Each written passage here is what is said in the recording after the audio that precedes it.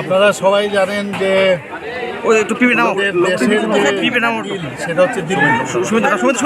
দিল্লি আজকে প্রায় 2 ডিকেডের পরে মানে প্রায় 27 বছর পরে ভারতীয় জনতা পার্টি সরকার সেখানে বসতে যাচ্ছে এবং আমি ত্রিপুরাবাসীর পক্ষ থেকে আমি আমাদের যশস্বী প্রধানমন্ত্রী নরেন্দ্র মোদীজি এবং আমাদের যশস্বী গৃহমন্ত্রীজি শ্রী অমিত শাহজিকে এবং আমাদের যিনি ন্যাশনাল প্রেসিডেন্ট জেপি নাড্ডাজিকে আমি ধন্যবাদ দেব,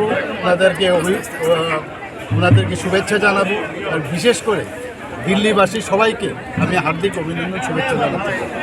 এবং এতদিন ধরে দিল্লিতে আমরা যে ঝুট এবং ফেরেবি যেটাকে বলে হিন্দিতে, এগুলো আমরা দেখে আসছি, মিথ্যা কথা ইত্যাদি বলা, নানা রকম ভ্রষ্টাচারের সাথে যুক্ত ছিল আম আদমি পার্টি, অর্থাৎ এই আপদা পার্টি এখন কিন্তু গেল এবং 70টা সিটের মধ্যে ভাবুন 48টা সিট ভারতীয় জনতা পার্টি, 22টা সিট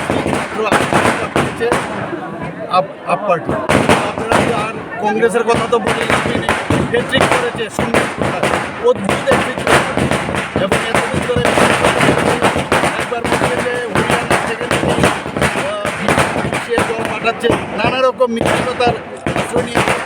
এবং এবার মিডল ক্লাস যে দিল্লি এবং দলিত যারা আছে তারা এবং মহিলারা বিশেষ করে এবার আমাদের ভারতীয় জনতা পার্টিকে ভোট দিয়েছেন, নরেন্দ্র মোদীজির উপর আস্থা রেখেছেন এবং মোদীজি হ্যাঁ সব মোদী নেয়। এই কারণে এই স্লোগানের উপর ভিত্তি করে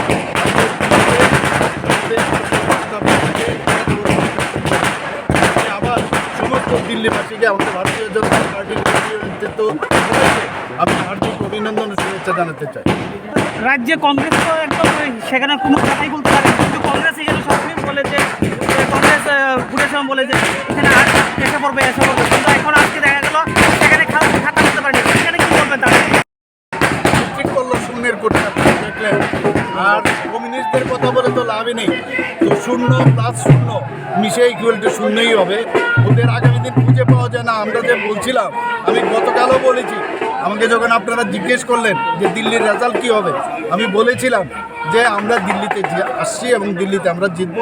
এবং কংগ্রেস এবং সিপিএম আমি বলবো যে ওদের আর কোনো রাস্তাই নেই কিছু, মানে আমার মনে হয় না আগামী দিন ওদেরকে খুঁজে পাওয়া যায়।